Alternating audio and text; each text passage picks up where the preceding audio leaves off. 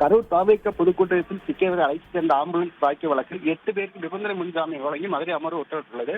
அதுபோல் 2 வாரங்கள் சேலம் டவுன் காவல் நிலையத்தில் ஆஜராகி கையெழுத்திட வேண்டும். விசாரணைக்கு முழு ஒத்துழைப்பு வழங்க நிபந்தனை முன்ஜாமீன் வழங்கியுள்ளது.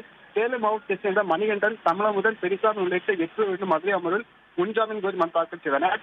அதில் கரூர் தாவேக பொதுக்கூட்டத்தில் சிக்கியவரை அழைத்து சென்ற ஆம்புலன்ஸ் ஓட்டுநர் மற்றும் வாகனத்தை தாக்கியதாக வழக்கு பதியப்பட்டுள்ளது. அதில் புகார் அளித்தவர்கள் வாக்குமூலத்தில் முரண்பாடு உள்ளன. இது பொய்யாக பதியப்பட்ட வழக்கு. ஏற்கனவே மனுதாரர் முன்ஜாமீன் கோரி கீழமை நீதிமன்ற தாக்கல் தள்ளுபடி செய்யப்பட்டுள்ளது. நீதிமன்றம் விதிக்கு நிபந்தனை கட்டுப்படுவது என தெரிவிக்கிறார். இந்த வழக்கில் நீதிபதி ஸ்ரீமதி விசாரணைக்கு வந்தது. அரசு தரப்பில் முன்ஜாமீன் வழங்கி கடும் எதிர்ப்பு தெரிவிக்கப்பட்டது. காவல் விசாரித்தால் பின்னணி குறித்து விரைவில் தெரிய என தெரிவிக்கப்பட்டது.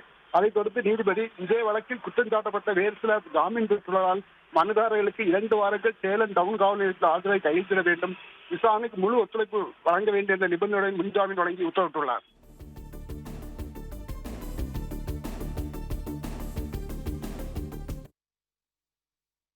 பிளே ஸ்டோர் மற்றும் ஆப் ஸ்டோரில் இருந்து பாலிமர் செயலியை QR கோடு மூலம் பதிவிறக்கம் செய்யுங்கள்.